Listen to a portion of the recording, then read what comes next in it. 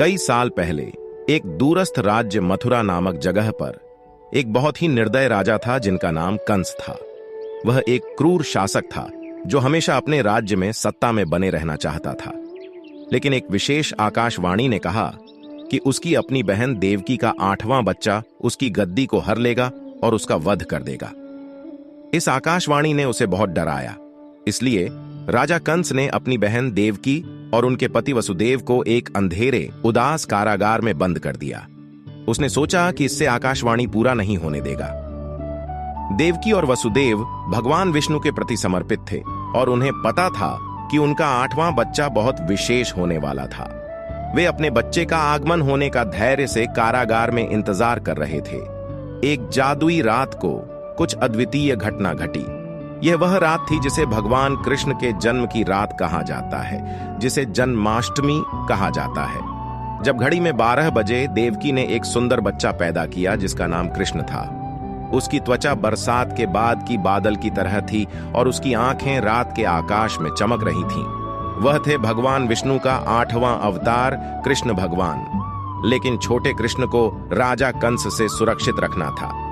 कारागार के दरवाजे खुल गए और सेनापति गहरी नींद में सो गए। ऐसा लग रहा था कि ब्रह्मांड खुद ही मदद कर रहा हो।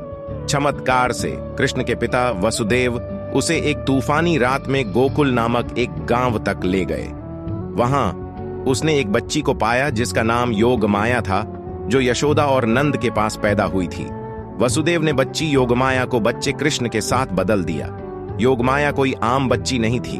वास्तव में वह देवी दुर्गा थी, एक शक्तिशाली और प्रेम भरी देवी। उसका उद्देश्य कृष्ण की सुरक्षा करना और मदद करना था। वसुदेव कंस के क्रोध और संदेह से डरते हुए बच्ची को कारागार वापस ले गए। लेकिन कंस को यह पता नहीं था कि वह योगमाया थी। सोचते हुए कि वह बस एक बच्ची है, कंस ने उसे एक कुएं में फेंक देने का निर्णय किया। लेकिन कुछ अद्भुत हुआ। जब उसने उसे फेंका तब योगमाया अपने असली रूप में देवी दुर्गा के रूप में परिवर्तित हो गई, एक शक्तिशाली और महाकाव्य देवी। कंस इस अद्भुत दृश्य से हैरान और डरे हुए थे।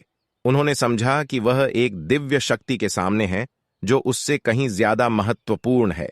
देवी दुर्गा ने कंस को बताया कि उसका समय खत्म हो गया है और उसे उसके अपराधों का फल अवश्य मिलेगा। कंस अपनी जिंदगी के लिए डरने लगे। उन्होंने समझ लिया कि उनका भाग भगवान कृष्ण की योजना से जुड़ा था। हर साल जन्माष्टमी पर लोग भगवान कृष्ण के जन्म का जश्न मनाते हैं। देवकी और वसुदेव के 8वें बच्चे, दिव्य बच्चे को याद करते हैं जो दुनिया में प्यार और ज्ञान लाया। वे उनके जन्म की कहानी, योगमाया के साथ विनिमय और देवी दुर्गा की शक्तिपूर्ण हस्तक्षेप को याद रखते हैं। यह हमें याद दिलाता है कि भलाई और प्यार हमेशा अंधकार और क्रूरता पर विजय प्राप्त करेंगे। भगवान कृष्ण के जन्म की कहानी, योगमाया के साथ विनिमय और देवी दुर्गा का दिव्य हस्तक्षेप जन्माष्टमी पर बड़े श्रद्धा और सम्मान के साथ मनाई जाती है। भगवान कृष्ण की जीवन की कहानी आज भी लोगों को भक्ति, करुणा और दिव्य कृपा का मार्ग तलाशने के लिए प्रेरित करती है।